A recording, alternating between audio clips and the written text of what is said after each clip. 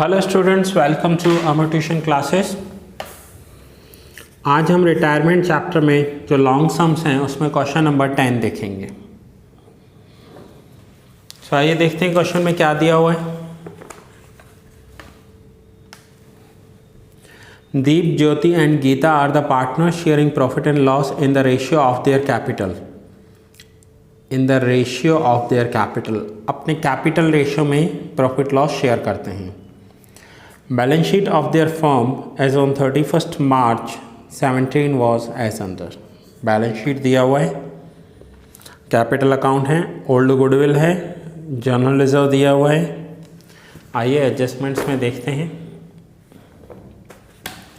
Jyoti retired on the above date, partners decided that new profit loss sharing ratio of Deep and Geeta is to be kept at 1:1. Goodwill of the firm is valued at 70,000. So आइए पहले goodwill का point भी कर लेते हैं, new ratio भी देख लेते हैं, गेनिंग रेशियो भी देख लेते हैं। सो वर्किंग नोट्स में है, सबसे पहले हम गेनिंग रेशियो कैलकुलेट करेंगे। सो यहाँ पर हमें ओल्ड प्रॉफिट लॉस रेशियो दिया हुआ है कैपिटल रेशियो, और कैपिटल है इनका 1 लाख, 1,50,000, 1 लाख। That means 10, 15, 10। तो क्या हो जाएगा, 10, 15, 10 की वैल्यू हो जाएगी 2, 3, 2। ये इनका ओल्ड रेशियो दिया हुआ था। नाउ न्यू रेशियो, तो न्यू रेशियो कैसा दिया हुआ है, इक्वल 1:1। तो गेन क्या हो जाएगा, gain equals to new share minus old share. तो दीप के न्यू शेयर में से ओल्ड शेयर माइनस करेंगे, सो आंसर आ गया 3/14। और गीता के न्यू शेयर में से ओल्ड शेयर माइनस करेंगे तो आंसर आ गया 3/14। That means gaining ratio of Deep and Geeta is equal 3:3, that means 1:1। आगे कंटिन्यू करेंगे। The goodwill, old goodwill, first of all old goodwill of rupees 14,000 is written off between old partners in their old ratio. ये आपको 3 old याद रखने हैं। कौन से? old goodwill, old partners and old ratio. So 14,232 में तीनों पार्टनर्स में डेबिट करेंगे। So यहाँ पर हमने कैपिटल अकाउंट बनाया है, रिवैल्यूशन अकाउंट बनाया है, बैंक अकाउंट है, और balance sheet after retirement of Jyoti. सबसे पहले इनका कैपिटल लिख दिया 1 lakh, 150 and 1 lakh, and opening bank balance लिख दिया 22,000। नाउ ओल्ड गुडविल जो दिया हुआ है 14,000, वो तीनों पार्टनर्स में डेबिट करेंगे। Deep capital account debit, Jyoti capital account debit, Geeta's capital account debit to goodwill account 2, 3, 2। That means old ratio में हमने डेबिट कर दिया। Now new goodwill, new goodwill का वैल्यू दिया हुआ है फॉर्म में 70,000 फर्स्ट एडजस्टमेंट में। सो यहाँ पर जो पार्टनर ज़्यादा गेन करता है उसे उतना ज़्यादा देना होता है goodwill. So goodwill payable to Jyoti, payable to Jyoti that means Jyoti retire हो रही है, सो पेएबल टू लिखा हुआ है। 70,000 रेशियो है 3/7, so answer is 30,000 rupees goodwill Jyoti को मिलेगी। कौन देगा? दीप कितना गेन किया है, 1/2 means 15,000, and Gita 1/2 that means 15,000। ये 1/2 दोनों का गेनिंग रेशियो है जो हमने यहाँ ऑलरेडी निकाला हुआ है। सो ज्योति को मिलना चाहिए, सो ज्योति के अकाउंट में क्रेडिट होगा। ये रहा ज्योति के अकाउंट में 15, 15, 30,000 क्रेडिट कर दिया हमने। 15,000 में by Deep account and 15,000 by Geeta's account. Same Deep और गीता के अकाउंट में डेबिट करेंगे। ये गुडविल का पैसा दीप और गीता के अकाउंट में से ट्रांसफ़र होकर चला गया ज्योति के अकाउंट में। दैट मीन्स दीप और गीता का कैपिटल अकाउंट रिड्यूस हो गया, डिक्रीज हो गया, और ज्योति का कैपिटल अकाउंट क्रेडिट हो गया, इंक्रीज हो गया। सो पैसा ट्रांसफ़र हो गया दीप और गीत के अकाउंट में से ज्योति के अकाउंट में। सो ये हमने फर्स्ट एडजस्टमेंट कर लिया।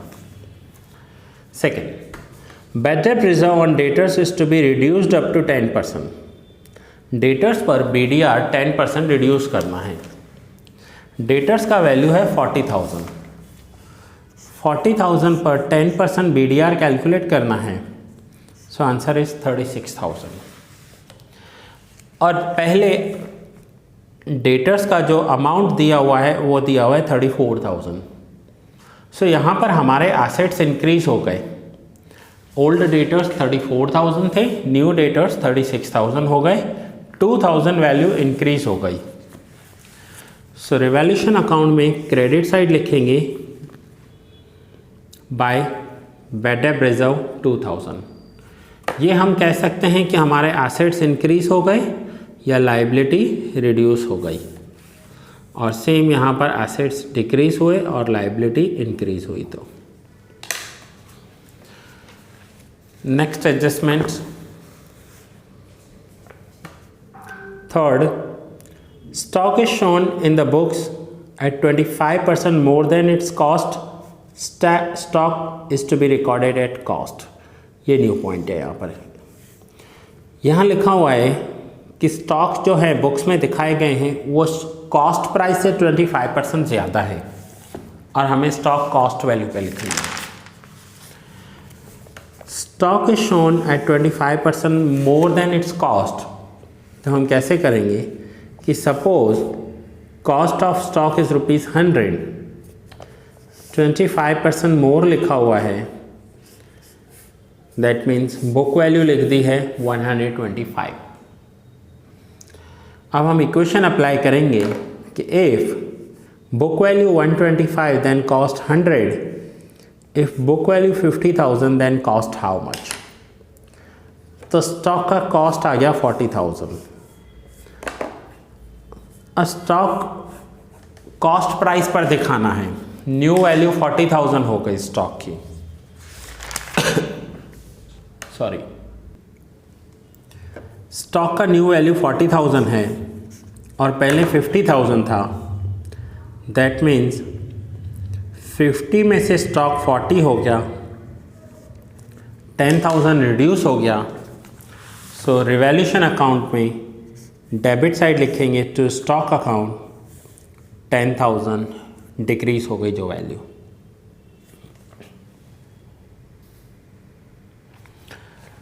Next, 60,000 is paid for the trademark during the current year, which is total 6 year, which is for total 6 year। ये जो ट्रेडमार्क 60,000 पेड किया है ये 6 years के लिए है। सो 60,000 for 6 years,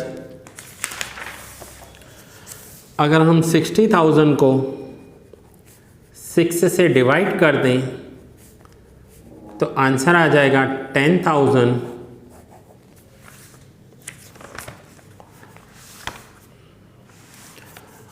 सो पहले वैल्यू थी 60, अब रिड्यूस हो गई 10,000। सो न्यू वैल्यू ट्रेडमार्क की आ गई 50,000 और ट्रेडमार्क को रिवैल्यूएशन में डेबिट करेंगे to trademark account written off value 10,000। ये ट्रेडमार्क की वैल्यू रिड्यूस हो गई। Liability of provident fund is decided at 35,000। 35,000 rupees provident fund की लाइबिलिटी डिसाइड हुई है। सो यहाँ पर देखेंगे पीएफ लिखा हुआ है 32,000। ना ओल्ड वैल्यू 32,000 है और न्यू वैल्यू जो डिसाइड हुई है वो 35,000 डिसाइड हुई है। सो लाइबिलिटी इंक्रीज हो गई, डेबिट करेंगे टू लाइबिलिटी ऑफ पीएफ 3,000 और यहाँ पर प्रोविडेंट फंड की वैल्यू न्यू वैल्यू दिखाएंगे 35,000, 32,000 प्लस 3,000, 35,000।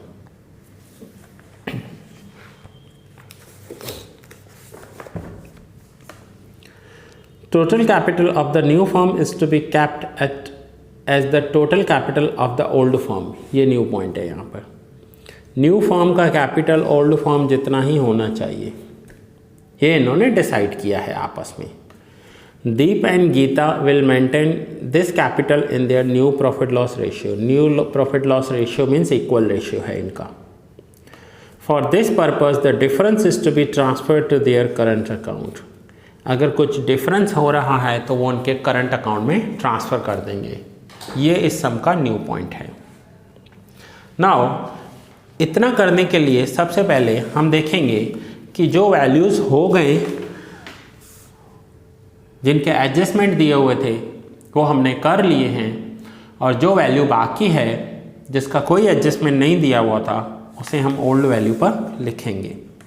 सो सबसे पहले एसेट्स, गुडविल हो गया, लैंड एंड बिल्डिंग 2,90,000,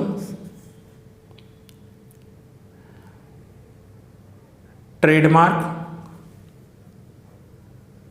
हो गया है, स्टॉक हो गया, एडजस्टमेंट था, डेटर्स हो गए।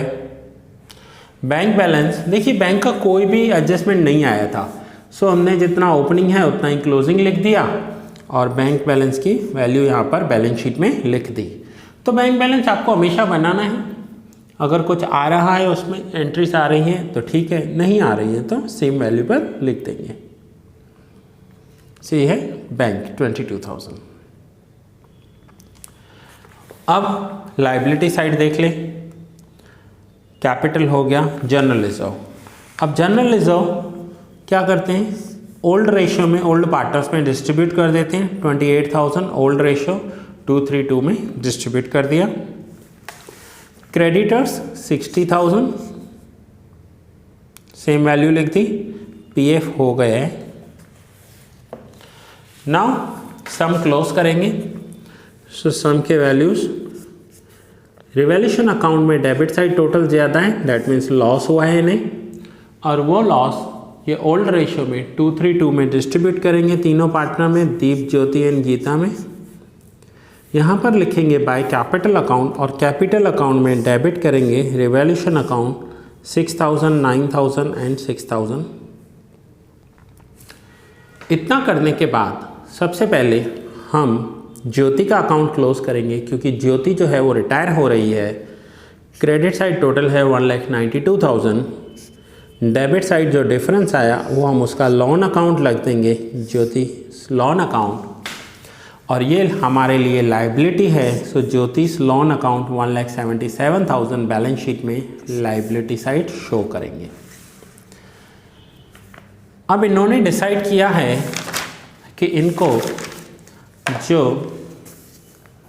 कैपिटल है वो ओल्ड कैपिटल ही रखना है। सो ओल्ड कैपिटल देखो बैलेंस शीट में कितना दिया हुआ है, ओल्ड कैपिटल ये रहा 3,50,000, और ये 3,50,000 हाफ हाफ रखेंगे, इक्वल रखेंगे, क्योंकि इनका न्यू रेशियो जो है वो इक्वल है। That means 1,75,000, 1,75,000। और ये किस किस का होगा, जो कंटिन्यूइंग पार्टनर हैं, Deep and Geeta. So Deep and Gita.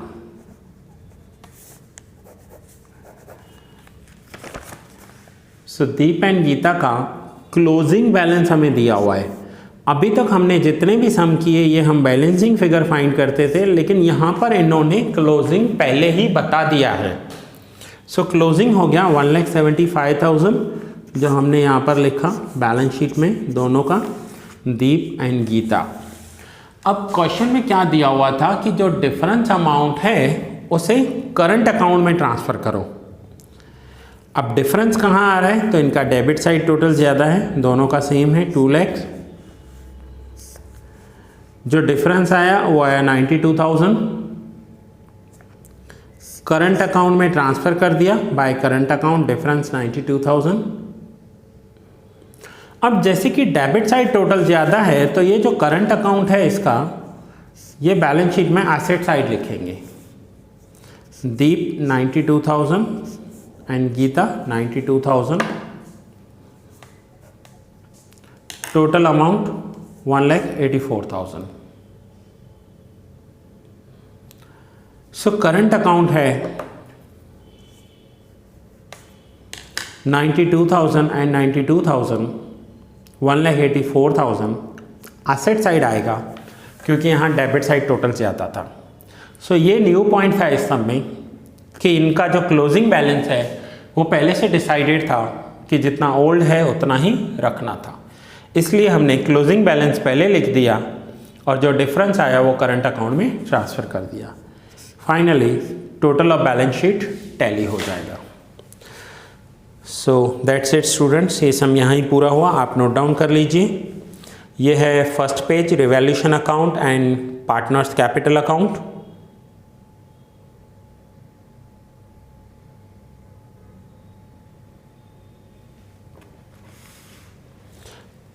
ये सेकंड पेज है, bank account and balance sheet.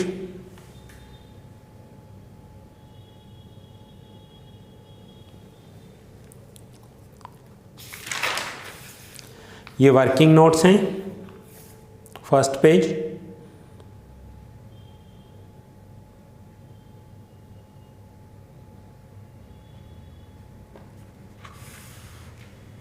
Same ये दूसरे पेज पर वर्किंग नोट्स दिए हुए हैं।